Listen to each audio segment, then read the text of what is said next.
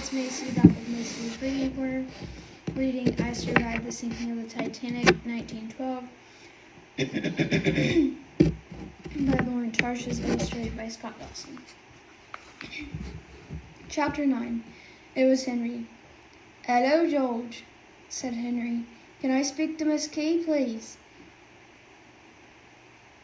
Can I speak to Miss Key, please?"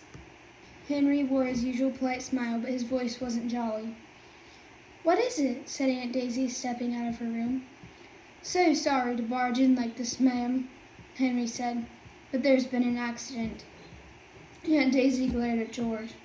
"I'm so sorry, Henry," she said in an exasperated voice. "My nephew here just can't seem to stay out of trouble." "Oh, no, ma'am," Henry exclaimed. "This was nothing to do with George. It's the ship, ma'am. Seems we bumped into an iceberg. I'm sure the captain is just being cautious, but he wants everyone up on deck." It's after midnight, Aunt Daisy said with a laugh. "Surely the captain doesn't expect us to appear on deck in our night clothes." "No, ma'am, it's very cold outside." Henry walked over to the dresser and brought out their life jackets. "And you'll need to put these on, over your coats." Aunt Daisy stared at the life jackets as if Henry was holding up a clown costume.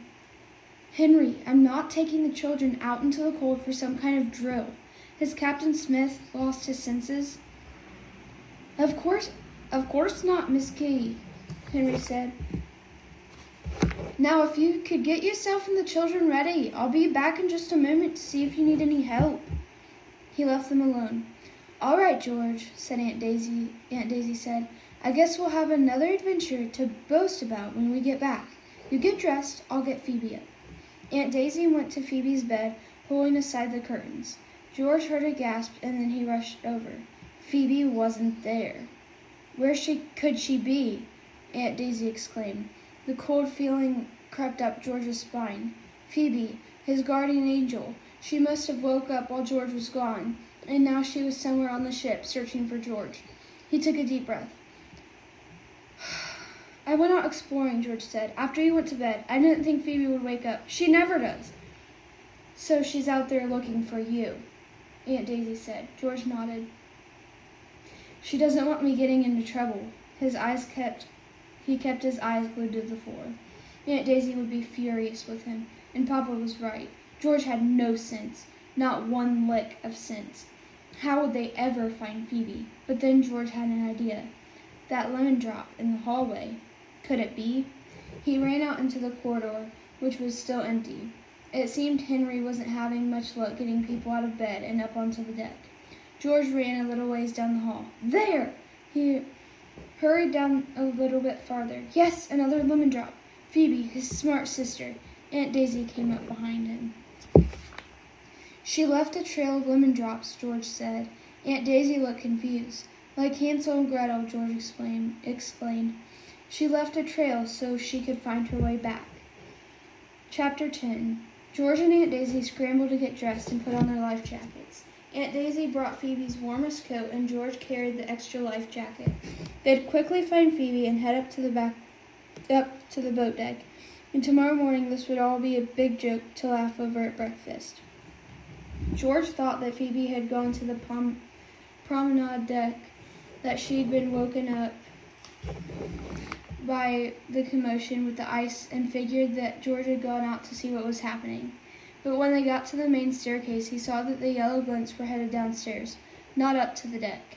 His heart sank. Phoebe had headed down to the first-class baggage hold, because she knew that's where George would go to see the mummy. Of course she'd known. Phoebe could read his mind. A chill went through George's bones. What if the scar-faced man was lurking in the baggage hold when Phoebe got there? He ran faster down the stairs now. Aunt Daisy called after him, but he didn't slow down. But when he got to G-deck, there was a gate stretched across the doorway. "This wasn't here when I came down," he said to Aunt Daisy. He tried to pull it open, but it was locked. And just on the other side, there was a mob of people standing restlessly. Third-class passengers, from the looks of their worn clothing. "Look," Aunt Daisy said, pointing at one of Phoebe's candies glinting on the floor. the other side of the gate, pushed next to the wall. "She's down here." "Pardon me," she called to the steward standing in front of the crowd.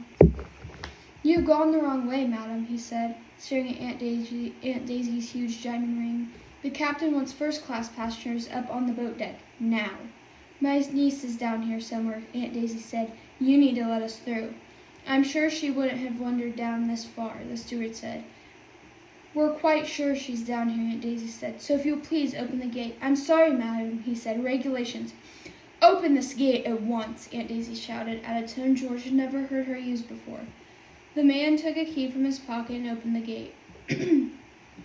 He stepped aside to let them pass. The crowd surged forward. "Get back," the steward shouted. "We'll tell you when it's time for you to go up." A few of the men lunged towards him. Aunt Daisy grabbed George's arm. The steward took a pistol from his pocket. His hand shook as he waved it towards the crowd. George and Aunt Daisy stepped through the gate. The steward slammed it behind them. They were trapped down there, just like everyone else. George and Aunt Daisy squeezed through the crowd, weaving around the trunks and stepping over sleeping children. There were so many people. If Phoebe's candies were down here, they couldn't see them anymore. Suddenly, something crashed into George from behind. A pair of arms wrapped around his waist so tightly he couldn't breathe. George's heart stopped. The scar-faced man. "Giorgio!" Enzo screamed up at him. George's eardrums nearly split in two. Enzo's father hurried towards them. He tried to gently peel Enzo away from George, but the little boy wouldn't let go. "No!" he howled. "No!" "Very sorry," Marco said, smiling apologetically at Aunt Daisy, who looked more confused than ever. "We're old friends of Giorgio." George started to introduce Aunt Daisy, but before they could get the words out, Enzo was dragging him down the hall, elbowing his way through the crowd to see a pint-sized bowl. "See? See?" Enzo said. "What?" George said. "No? See? See? What was this kid doing? What did he want George to see?" The answer was just a few steps away through an open doorway. It was a male sorting room. Except now all George could see was water, green water, swirling halfway up the stairs, foaming and churning like a stormy river. Sacks of the mail bobbed up and down. Hundreds of letters floated on the surface, and now George understood that Enzo was saying, "Sea, the sea." The Titanic was filling with water from the sea.